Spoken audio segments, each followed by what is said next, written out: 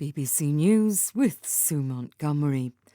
The governor of the American state of Texas, Greg Abbott, says a gunman has shot dead 14 pupils and a teacher at a primary school.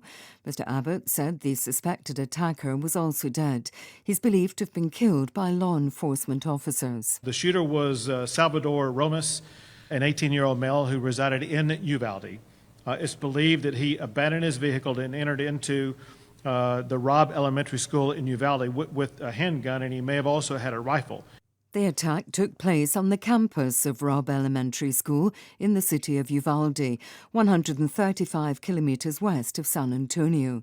The BBC's Barbara Plett-Usher has been following developments. The school district has set up a center now for parents to reunite with their children, a reunification center about a mile and a half from the school. Mass shootings are not uncommon in the States, and including in schools, children are taught how to respond to them. But these were very young children, and the age and the number of dead, I think, really makes this one of the worst school shootings in recent memory. A state of emergency has come into effect in Hungary. The Prime Minister, Viktor Orban, says the government needs emergency powers to deal with the fallout from the conflict in neighbouring Ukraine. From Budapest, Nick Thorpe. In a video posted on Facebook, Viktor Orban said the new powers available under the state of emergency are necessary to give him room for manoeuvre to deal with the economic consequences of the war in Ukraine. The governing Fidesz party used its supermajority to amend the Hungarian constitution on Tuesday to make the emergency declaration legal. The move was immediately criticised by the Hungarian Helsinki Committee, a human rights group, for endangering fundamental rights. The Kremlin says Russia is ready for a prolonged conflict in Ukraine as its forces continue to make progress in the east of the country. The Russian Defense Minister, Sergei Shoigu, said the offensive would continue until all its objectives have been achieved, without specifying what these are. The US State Department says it's appalled by the latest report on human rights violations by the Chinese government against the Uyghurs, calling it further evidence that a genocide was continuing. The spokesman, Ned Price, urged China to release immediately all those arbitrarily detained in the western Xinjiang region and to get rid of its internment camps. The Chinese government has called the allegations the lie of the century. Mr. Price also criticised the visit to Xinjiang by the UN Human Rights Chief Michelle Bachelet. This, he said, was a mistake under the conditions Beijing has imposed. BBC News. South Korea's military and Japan's Coast Guard say North Korea has fired a ballistic missile.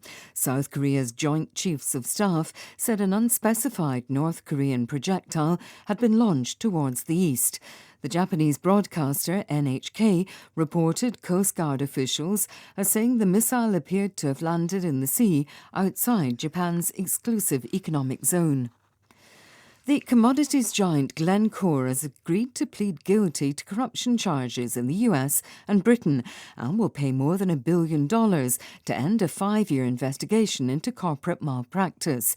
The US Attorney General said the firm's actions had perpetuated transnational corruption. From New York, Samira Hussain. Glencore admitted it engaged in manipulative and deceptive behavior to increase profits. For more than a decade, the company operated a scheme in which traders would submit orders intended to push the benchmark price of oil in the direction it wanted. In a statement, the company said the Glencore that exists today is very different to the one that engaged in those fraudulent practices. Glencore has also admitted it bribed officials in several African nations in order to secure access to lucrative oil contracts. The new head of the US President's Emergency Plan for AIDS Relief, Dr. John Nkengasong, says HIV and AIDS remain a significant threat for Africa.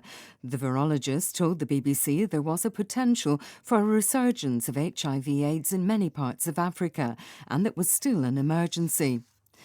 The English Premier League has approved the $5.3 billion takeover of Chelsea Football Club by a consortium led by the co-owner of the LA Dodgers, Todd Boehly.